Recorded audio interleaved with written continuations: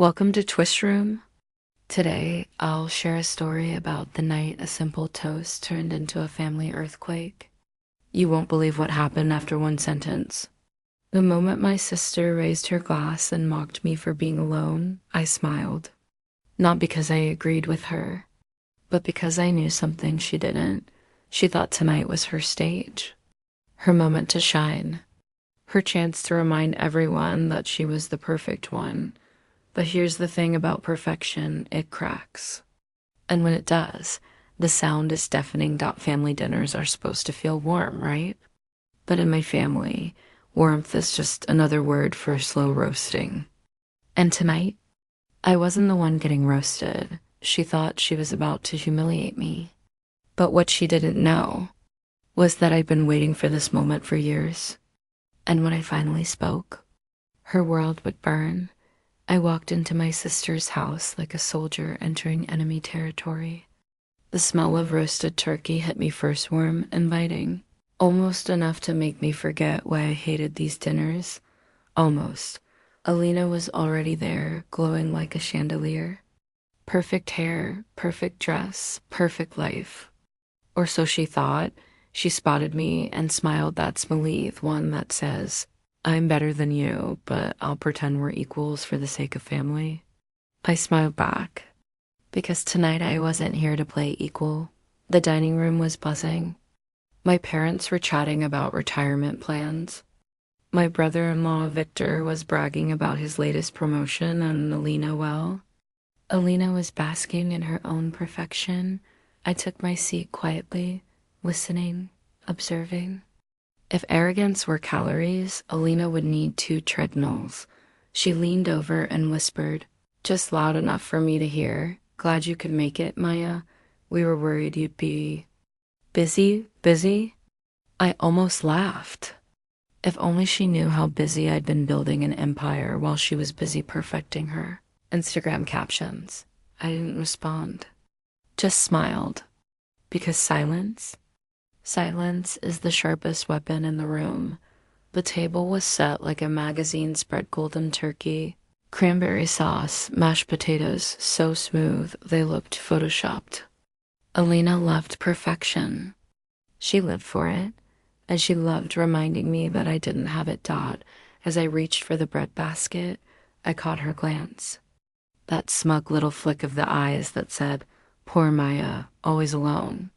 I wanted to laugh, because if she knew what I knew, she'd choke on that organic kale salad she bragged about growing in her backyard. Victor was mid-story about his promotion, something about strategic leadership and visionary thinking. I almost snorted into my wine. Visionary thinking? The man couldn't even find the right parking spot last Christmas, but I let him talk. Let them all talk, because tonight wasn't about defending myself. Tonight was about timing, and timing. Timing was everything. I glanced around the table. My mother, Grace, was smiling politely, pretending not to notice the tension simmering like gravy on the stove. My father, Daniel, was focused on his plate, probably praying no one started a fight before dessert. Family dinners were supposed to feel warm. But in this house, warmth was just another word for slow roasting. I sipped my wine and waited. Because I knew Alina, she couldn't resist. She couldn't go one dinner without reminding me that I was single, childless, and according to her, still finding myself. Funny thing is, I'd already found myself. And what I found was power, but power is quiet. It doesn't need applause. It waits. And tonight, it was waiting for the perfect moment to strike. Dinner was halfway through when Alina decided to strike. She raised her glass, her diamond ring catching the light like a weapon. "To family," she said sweetly. Then her eyes locked on me. "And to my dear sister, still single, still thriving." The room erupted in polite laughter. My mother chuckled nervously. My father cleared his throat. Victor smirked like he'd just scored a point in a game I didn't know we were playing. I smiled. Because funny thing about people feed toast to your misery like it's champagne. Alina wasn't done.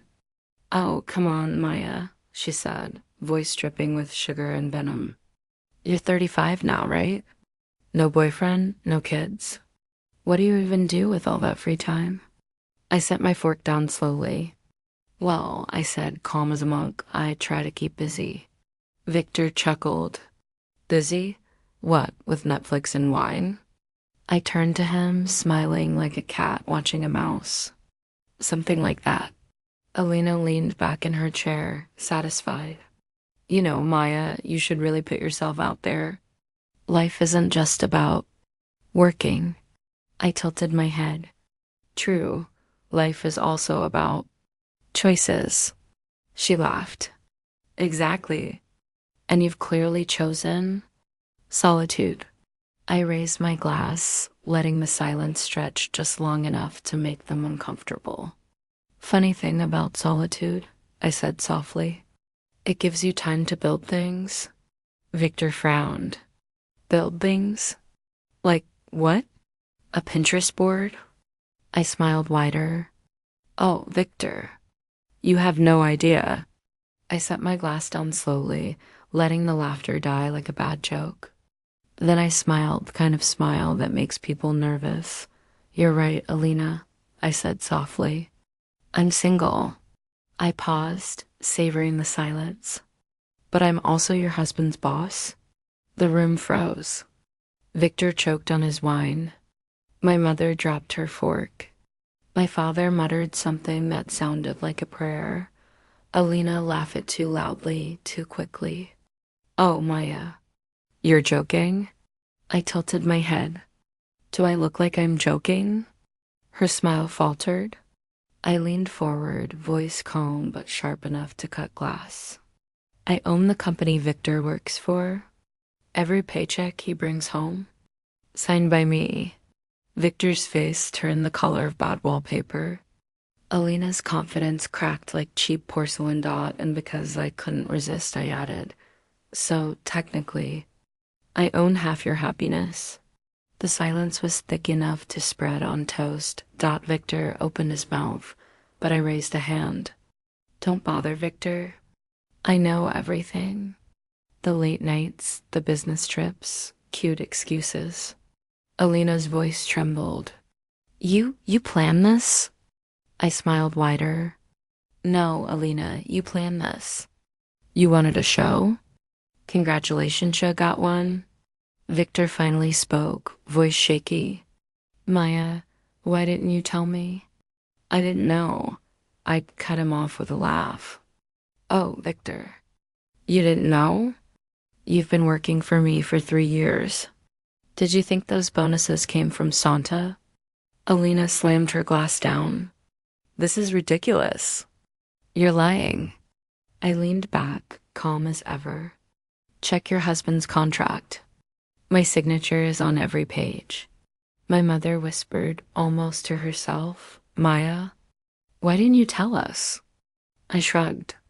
"Because I like peace. And because I knew one day someone would raise a glass and mock me for being alone." Alina's voice cracked. You're doing this to humiliate me." I smiled sweetly. "No, Alina, you did that all by yourself." The silence was deafening.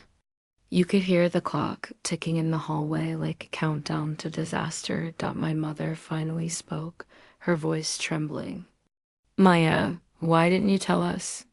I shrugged, calm as ever. "Because I like peace. And because I knew one day someone would raise a glass and mock me for being alone." Alina's face was pale now, her voice sharp and shaky. You planned this?" I smiled. "No, Alina, you planned this. You wanted a show? Congratulations, you got one." Victor tried to speak, but I cut him off with a glance. "Relax, Victor. Your job is safe as long as you keep your mouth shut." My father cleared his throat again. "Well, that explains the new car." I stood, pushing my chair back slowly, savoring the sound of wood scraping against tile. "Next time you mock me, remember I signed your husband's paycheck." I walked out without looking back. The air outside was cold, sharp, cleansing dot as I stepped into my car.